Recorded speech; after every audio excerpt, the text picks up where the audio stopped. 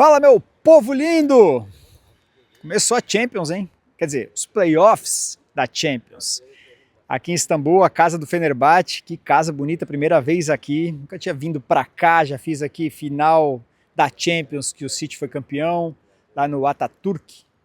Já fiz jogo do Galatasaray, fiz várias vezes sorteio da Champions, já vim de férias. Mas primeira vez aqui nesse estádio, sensacional, sensacional a torcida também, como o turco vive o futebol de uma maneira especial, né? Imaginem só vocês, o Fenerbahçe não disputa a Champions, há 18 anos. Isso aqui tava um caldeirão, cara, os caras estavam enlouquecidos com o Fenerbahçe hoje contra o Lyon. O Lyon também, né, não joga a Champions há 6, mas fez uma boa partida aqui. Eu achei até que o Lyon ia levar essa vitória no primeiro jogo, mesmo jogando fora de casa. Antes de falar do jogo, falar um pouquinho da experiência aqui em Istambul. Cara, é bizarro, assim. A gente está aqui em Istambul, quem já veio para cá vai concordar comigo. Você pega táxi, você está no hotel, você conversa com alguém, seja de qualquer lugar, você fala que você é brasileiro, o cara pergunta, where are you from? Aí você fala, I'm Brazilian. A primeira coisa que o cara fala, pode ser torcedor do Fenerbahçe, pode ser torcedor do Galatasaray, não importa. Se o cara é turco, a primeira coisa que ele vai te responder quando você diz que é brasileiro é Alex de Souza? Porra, tipo, where are you from? I'm Brazilian. Alex de Souza? Tipo, cara, que conversa sem pé nem cabeça. Mas assim, isso mostra o tamanho, o gigantismo que tem o Alex aqui em Istambul. Na frente do estádio aqui do Fenerbahçe tem 5 estátuas. A primeira, logo de cara, é do primeiro presidente da Turquia. A segunda é de um jogador ídolo do Fenerbahçe. A terceira é de um outro cara que foi jogador do Fenerbahçe, mas que também foi jogador de basquete, um esportista gigantesco. A quarta estátua é de uma mulher que foi jogadora de vôlei. Também tem muita representatividade para a Turquia no esporte. E a única estátua de um não turco é do Alex. Cara, o que o Alex fez aqui foi sacanagem. Jogou muita bola e deixa saudades até hoje. E não tem só apenas a estátua, é a estátua mais fotografada.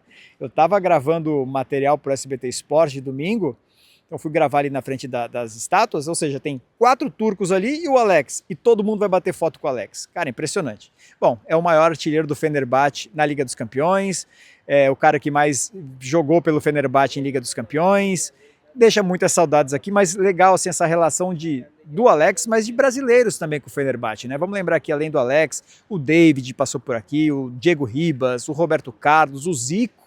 O Zico foi técnico do Fenerbahçe em 2008, inclusive foi quando o Fenerbahçe mais longe chegou na Champions, chegando nas quartas de final, o Zico era o técnico. Então, assim, registros do que vi por aqui, do que vivi também.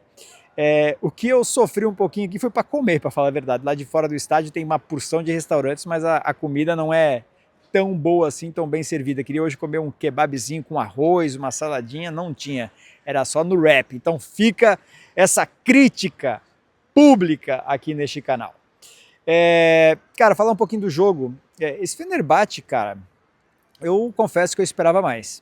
É um time que tem muitos bons jogadores, caras que estão acostumados à noite de Champions. O Ederson no gol, o Ederson que hoje inclusive fez a estreia dele na temporada pelo Fenerbahçe, o Ederson no gol. Tem o Ake, jogou no City muito tempo também com o Ederson, Kanté, Greenwood, Lukaku que estreou hoje também. Enfim, cara, tem jogador bom pra caramba. O Talisca que tá voando, tá fazendo uma fase espetacular, tá voando o Talisca. Mas eu acho que é um time mal treinado. Eu acho que o Fenerbahçe se preocupou muito em se reforçar dentro de campo. Trouxe cracassos e apostou no técnico numa receita caseira. O Ismail, se eu não me engano, acho que é Ismail, não é um cara que tem um currículo tão vitorioso assim. Foi campeão como jogador, depois como técnico, nunca fez grandes trabalhos. E a gente viu dentro de campo assim, um Fenerbahçe lento, errando muitos passes. Ah, mas é começo de temporada. Mais ou menos, né? Porque o Fenerbahçe já jogou 2 eliminatórias da Champions, então já está no ritmo. Quem joga esses playoffs da Champions, essa fase eliminatória, se apresenta antes, começa a treinar antes.